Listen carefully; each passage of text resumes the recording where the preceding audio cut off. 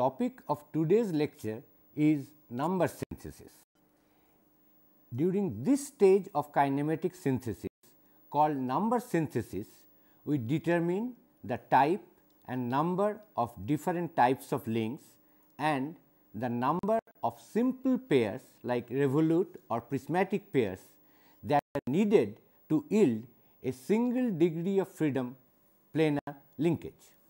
It is needless to say that all these single degree of freedom planar linkages will satisfy the Grubler's criterion which were discussed earlier. However, before we get into the discussion or details of number synthesis, we shall first prove certain basic results which are of vital importance for number synthesis. The first of these two questions is, what is the minimum number of binary links that such a linkage must possess? So, we determine the minimum number of binary links in a single degree of freedom planar linkage. Let n is the total number of links in the linkage and n2 be the number of binary links,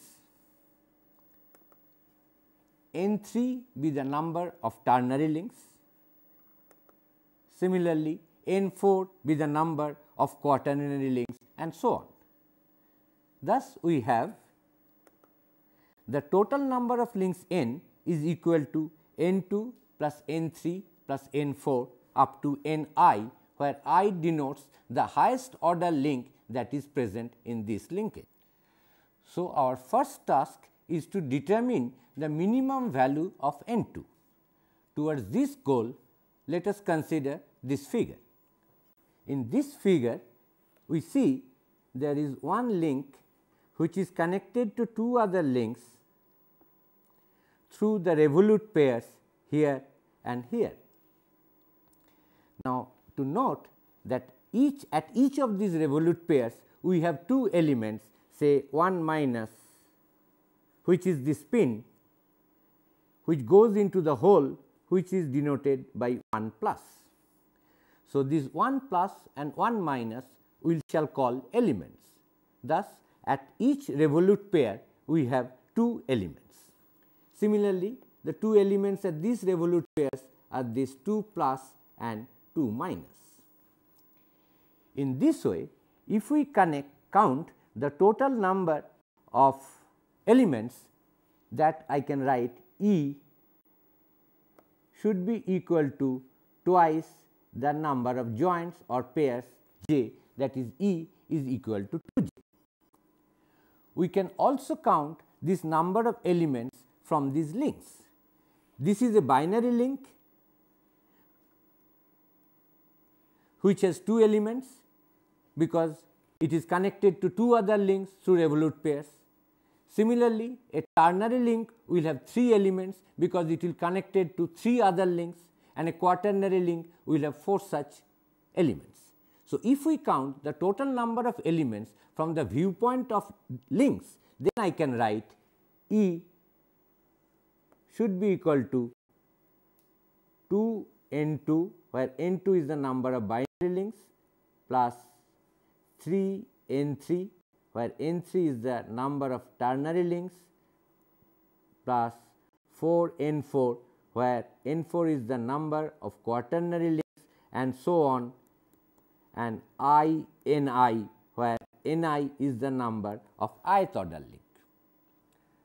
So, we have just now seen that the total number of elements can be counted from two viewpoints. If we count it from the viewpoint of number of pairs, then I can write the total number of elements E is equal to 2j.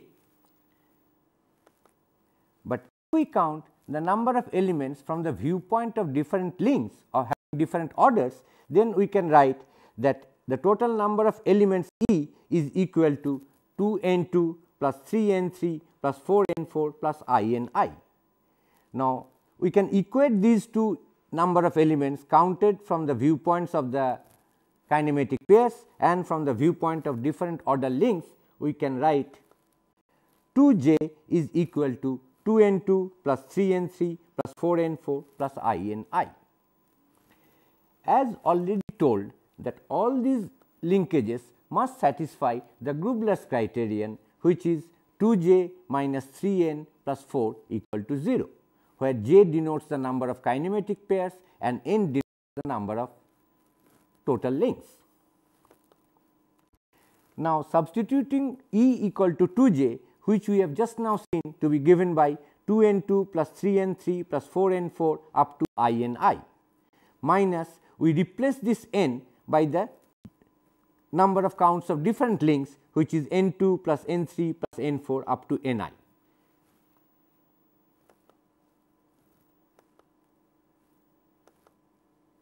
Simplifying this equation, we can see that 3n3 cancels and ultimately we get n2 is equal to p minus 3 summed over all values of p starting from 4 up to I plus 4. That means, n2 is given by p minus 3, p going from 4 to I plus 4. That means, this p denotes the number of quaternary links and higher order links. So, you can easily see, even if this sum is 0, the minimum number of binary links n2 minimum is equal to 4. This again convinces us what we have seen earlier, that the simplest linkage must have 4 binary links, what we call 4-bar linkage. Next, we would like to address another question, that is, what is the highest order link in an n-link mechanism? That means, the total number of link is n, then in such a linkage, what is the highest order link? We shall try to answer this question in a reverse manner. We will say, let the highest order link be ith order. That means, we have some ni's. Then what is the minimum number of links that is needed to produce a single degree of freedom planar linkage? Towards this goal, let me consider the following figure. In this figure, we start with a link with I hinges. This is the link which has I hinges numbered as 1, 2, 3, 4, so on up to I. Now, to produce a chain, at each of these hinges we connect another link, like at the first hinge we connect link number 1, at the second hinge we connect link number 2, at the third hinge we connect link number 3, and so on, and this ith link at the hinge number I. Now, to connect these two links 1 and 2, we must have some motion transfer links. Accordingly, this I plus 1, I plus 2, I plus 3, so on up to 2I minus 1. The thing to note that at the hinge number 2, 3, 4 up to I minus 1, we have ternary links, because this link number 2 has 3 hinges here, here and here, and that is true for all other links connected at hinge number 3, hinge number 4 and so on. Because if we have a binary link at 2, then this particular hinge will not remain a full hinge, because 3 links, namely I plus 2 and another link and link number 2 will get connected at this higher order hinge. To retain this hinge as a simple hinge, all these links starting from number 2, 3, 4 and so on up to I minus 1 must be ternary links. So, we have produced a closed chain with minimum number of links if we start from a link with of ith order, that is with I hinges. Now, let me count total number of links n. We have started with, I have already shown the number up to 2I minus 1, and you count the starting link which having I hinges. So, the total number of links is 2I. So, thus we see that if there is an ith order hinge, then minimum I need 2I number of links to produce a closed chain. That means, total number of links is n, then I max can go up to n by 2 and not more than by 2. I emphasize that this is the possible value of I max, not necessarily I max has to be n by 2. definitely it cannot be more than n by 2. Next thing we have to prove that this closed chain, from this closed chain, if I hold one link fixed, it must produce a single degree of freedom mechanism. That is, this particular closed chain must satisfy our old Grubler's criterion. For that we count n is equal to 2i. Now, let me count the number of hinges j. We have started with I hinges on this initial link. So, j is I plus, there is one hinge here and there is another hinge here, which is I plus 2 plus on all other links 2, 3, 4, there are 2 extra hinges because these are all ternary links. One of the hinge has been already counted with this starting link. There are 2 extra hinges on each of the links. So, that into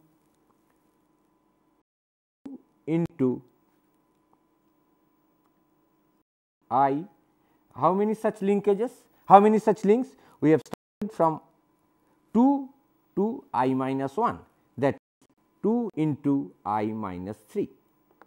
So, that is the total number of hinge I plus 2 into I minus 3, which will give us 3I minus 4. So, we see that in this closed chain, the total number of links n turns out to be 2, where I denotes the highest order link in this chain, and the total number of joints j turned out to be 3I minus 2. So, if we write the Grubler's criterion, that is j minus 3n plus 4, we get 2 into 3I minus 2 minus 3 into 2I plus 4, which is 0. Thus, the Grubler's criterion is satisfied by this closed kinetic chain, and consequently, this can constitute a single degree of freedom planar linkage. So, we concentrate on these 2 results that we have just now derived. One is that the minimum number of binary links in a linkage must be 4, and the second is that highest order link mechanism, that is I max, is n by 2. Since all the single degree freedom linkage must satisfy Grubler's criterion, that 2j minus 3n plus 4 is equal to 0, that gives 3n is 2j plus 4. Now, we note that the right hand side 2j plus 4 is an even number, and if 3n is equal to an even number, then the n must be even, which means all the planar linkages with simple pairs and single degree of freedom must have even number of links. We have already seen that the 4 link mechanism is the simplest mechanism. So, the next more complicated mechanism should be n equal to 6, that is a 6 link mechanism. If the kinematic requirements are a little more complex, which cannot be satisfied by a 4 link mechanism, then we have to try to use a 6 link mechanism. Now, let me go into this number synthesis of 6 link mechanism. With a 6 link chain, we have n is equal to 6, that is I max is n by 2, that is 3. So, the highest possible is a ternary link. So, a 6 link mechanism constitutes of binary links and ternary links. So, the total number of link n equal to n2, that is the number of binary links, plus n3, that is the number of ternary links, is equal to 6. Now, for n equal to 6, we know to satisfy Grubler's criterion 2j must be equal to 3n minus 4, that is 3 into 6 minus 4, which is 14, that is j is equal to 7. Now, we have got one equation numbered equation 1 in terms of 2 unknowns n2 and n3. So, we derive another equation involving n2 and n3 by counting the number of elements. The number of elements E is given by 2j, which is also given by 2n2 plus 3n3. Thus, 2n2 plus 3n3 is equal to 2j, with j equal to 7, this turns out to be 14. This is the second equation involving these two unknowns, namely n2 and n3. Our previous equation was n2 plus n3 equal to 6, and the second equation is 2n2 plus 3n3 equal to 14. We can easily solve two linear equations in two unknowns, namely n2 and n3, as n2 equal to 4 and n3 equal to 2. Thus, a 6-link mechanism has 4 binary links and 2 ternary links. Now, we shall see what are the possible combinations of these binary and ternary links to generate a 6-link, different types of 6-link mechanisms. This figure shows one possible 6-link chain with 2 ternary links and 4 binary links. As we see, the link number 1 is a ternary link, link number 4 is another ternary link, whereas link number 2, 3, 5 and 6 are all binary links. The thing to note that in this chain there are 6 link and 7 revolute pairs. 6 we can count at the vertices of this hexagon and 1 inside the hexagon. Another thing to note that here the 2 ternary links 1 and 4 are directly connected by this revolute pair, and all the 4 binary links are connected to the ternary links. This chain is known as Watt's chain.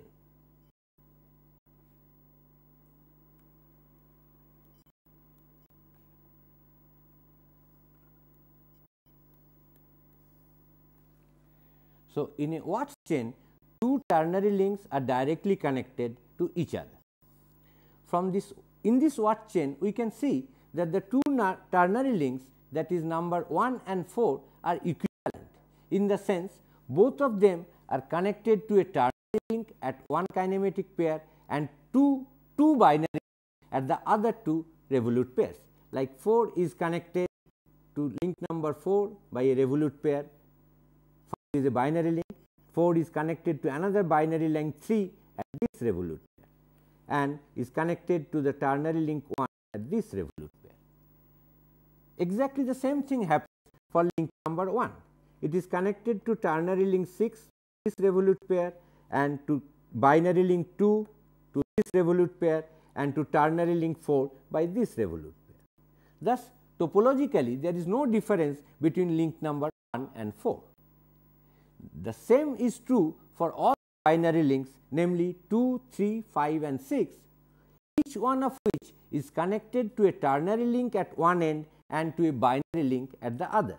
For example, link number 2 is connected to a ternary link at one end and to a binary link at the other end, and the same is true for all other binary links.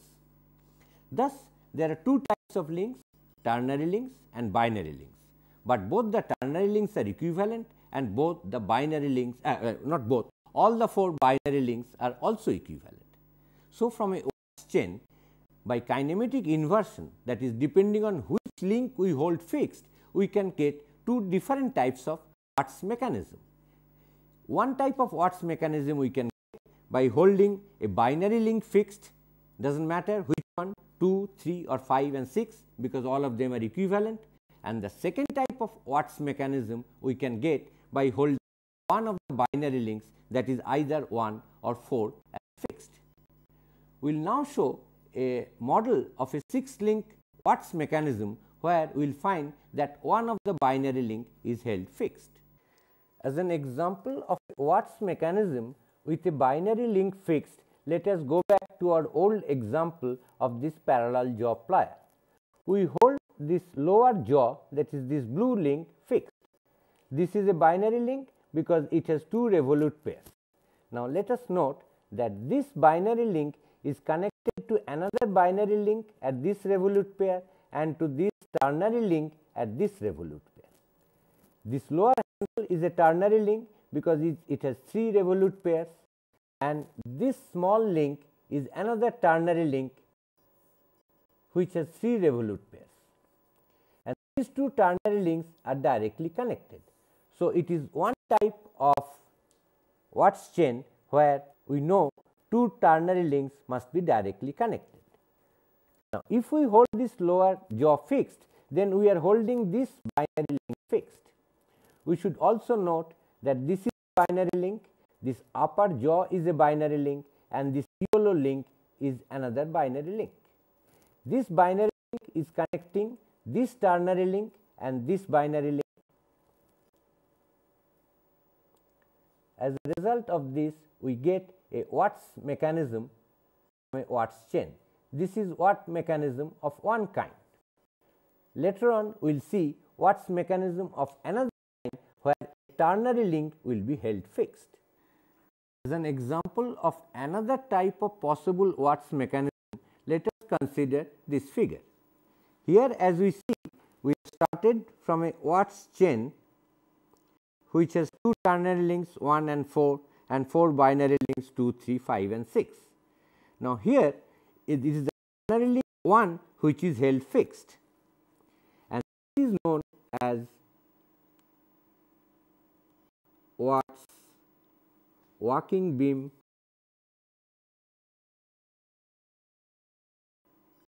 engine. In this Watt's walking beam engine, we must see that in the chain we have shown a revolute pair between 1 and 6, which has been replaced by a prismatic pair between this cylinder and the piston. But in our analysis, we always treated revolute pair and prismatic pair as equivalent. So, here as we see that this great beam, that is link 4, is connected to ternary link directly by this revolute pair. So, this is another type of Watt's mechanism which is possible to get by kinematic inversion from a Watt's chain. As another example of a 6-link mechanism with 7 hinges, we can get the following figure. Here as we see, there are 2 binary links, namely 2 ternary links, namely 1 and 4. However, unlike in a Watt's chain, these 2 ternary links are not directly connected to each other, rather they are connected via this binary link number 6. So, here we have 2 ternary links 1 and 4 which are connected via binary link 6, binary link 5 and by 2 binary links, namely 2 and 3. And this particular chain where the 2 ternary links are not directly connected is known as Stephenson's chain.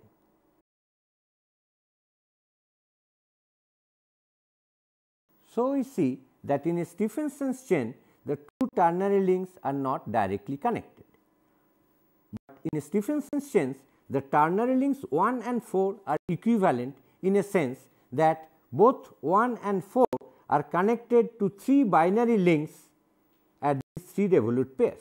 For example, 1 is connected to binary link 6, binary link 5 and binary link 2 at these 3 revolute pairs. And link number 4, the other ternary links, is also connected to 3 binary links, to link number 5 here, link number 6 here and link number 3 here. Thus, both these ternary links are topologically equivalent, because both of them are connected to 3 binary links. However, so far the binary links are concerned, there are 2 varieties, namely 5 and 6 and 2 and 3. We should note that both 5 and 6 are connected to 2 ternary links at 2 joints. 6 is also connected to 2 ternary links at 2 joints. However, link number 2 and 3 at one end is connected to a ternary link, but at the other end is connected to a binary link. So, there are 2 types of binary links, they can be grouped as 5 6 and 2 3. So, by kinematic inversion we can get 3 different types of Stephenson's mechanism depending on whether the ternary link 1 or 4 is held fixed or one of the binary links in this group, that is either 5 or 6 is held fixed, or one of this group namely 2 and 3, that is either 2 or 3 are held fixed. So, there are 3 possible different types of Stephenson's mechanism which can be obtained by kinematic inversion from the same Stephenson's chain. We will now see a model of a Stephenson's chain to generate a Stephenson's linkage where a ternary link is held fixed. Let us now look at the model of the Stephenson's mechanism where one of the ternary link is held fixed. Here we have this fixed link as the ternary link which has 3 hinges, one here, one there and another there. And this is the other ternary link which is connected to the fixed link by 2 binary links. So, the 2 ternary links are not directly connected, they are connected via binary links at these 2 points and by 2 binary links at this point. This is a binary link, this is a binary link. These binary links are equivalent because at one end this binary link is connected to a ternary link, at this end this binary link is connected to another binary link. Similarly, this binary link is connected to a ternary link at this end and to a binary link at this end. So, these 2 binary links are of same nature. Similarly, these 2 binary links are also of same nature because they are connected at both ends to ternary links. So, one of the ternary link is held fixed and we get one variety of a Stephenson's linkage. As another example of a Stephenson's linkage, let us consider the same Stephenson's chain and consider one of the binary links to be fixed. As shown in this figure, this is the Stephenson's chain that we have considered earlier, and in this chain if we hold a binary link, say link number 2 fixed, then we get this mechanism. As we see, 2 is connected to ternary link 1 and link 2 is the fixed link which is connected to a binary link 3 and to a ternary link 1. Link number 4 is the other ternary link which is connected to link 3 here, link 6 here and link 5 here. This is known as Stephenson's valve gear mechanism, which is used in a steam engine. So, we have seen 6 link chains which consist of 4 binary links and 2 ternary links and various combinations which are possible as Watt's linkage or Stephenson's linkage. Let me now consider the next higher order link possible to give you the flavor of number synthesis.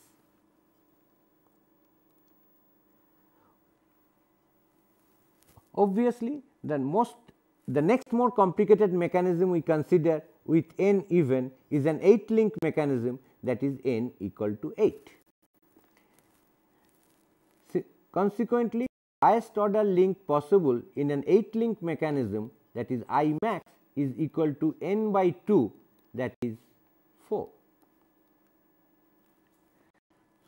So, a 8 link mechanism will have binary link, it is possible to have ternary link and it is possible to have quaternary link. If the number of binary links is n2, the number of ternary links is n3 and the number of quaternary links is n4, then the total number of links n, which is equal to n2 plus n3 plus n4, is equal to 8. This is our first equation to determine n2, n3 and n4. We also know that the number of elements E, which is given by 2j, is equal to 3n minus 4, so that Grubler's criterion is satisfied, which means 3 into 8 minus 4, that is 20. Now, counting the number of elements from the viewpoint of links, we can write 2n2 plus 3n3 plus 4n4 is also equal to 20, because this is also equal to the number of elements. So, this is our second equation 2. It may now appear that we have 3 unknowns n2, n3 and n4 to determine, but we have only 2 equations, namely 1 and 2. Thus, there may be infinite solutions.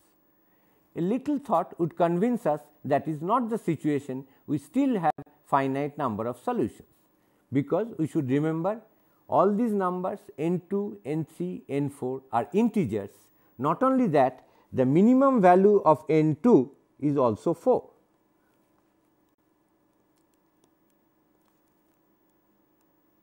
Number n2 can start from 4, then can go up to 5, 6 and so on. Let us see what are the various solutions possible to these 2 equations under such restrictions that all these numbers n2, n3, n4 must be positive integers. There is no point having a negative number for the number of links, and also that minimum values of n2 is 4.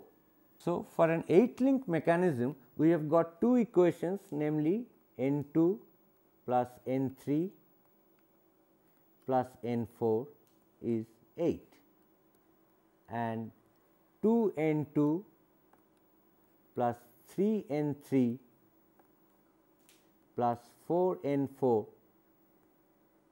is equal to 20. So, if we assume that the values of n2 is 4, then from these 2 equations we get n3 plus n4 equal to 8 minus n2, that is 8 minus 4 is equal to 4, and from the second equation we get 3n3 plus 4n4 is equal to 20 minus 2n2, that is 20 minus 2 into 4 is equal to 12. Now, we get these 2 equations to solve for n3 and n4, and the obvious solution is n3 equal to 4 and n4 equal to 0. That means, we can get an 8 link mechanism consisting of 4 binary links and 4 ternary links. There is no necessity that we must have a quaternary link. However, if we take n2 equal to 5,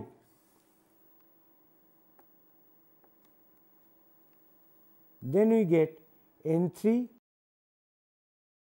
plus n4 is equal to 8 minus 5, that is 3, and 3n3 plus 4n4 equal to 20 minus 2n2, that is 20 minus 2 into 5 equal to 10.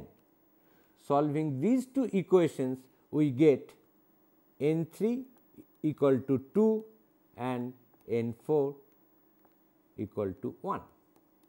Thus, we can also have an 8 link mechanism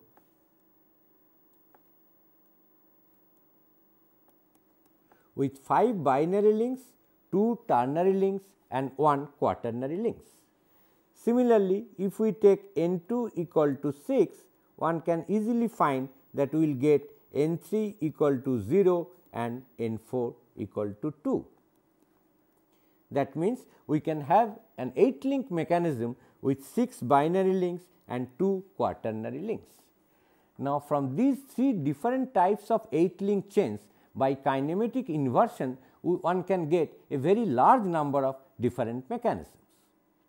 In conclusion, let me now repeat the 4 most important points that we have learned today during this discussion of number synthesis of planar linkages. The first point is that the minimum number of binary links in any such linkage must be 4. That means, we must have at least 4 binary links.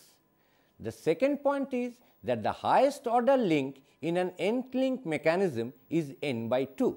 That is, in a 6-link mechanism, the highest order is ternary. In an 8-link mechanism, the highest order is quaternary. Third thing, we have seen that the total number of links must be even. And the last point is that with increase in the number of total links, the possible types of various mechanisms that you can have from such chains by kinematic inversion increases drastically.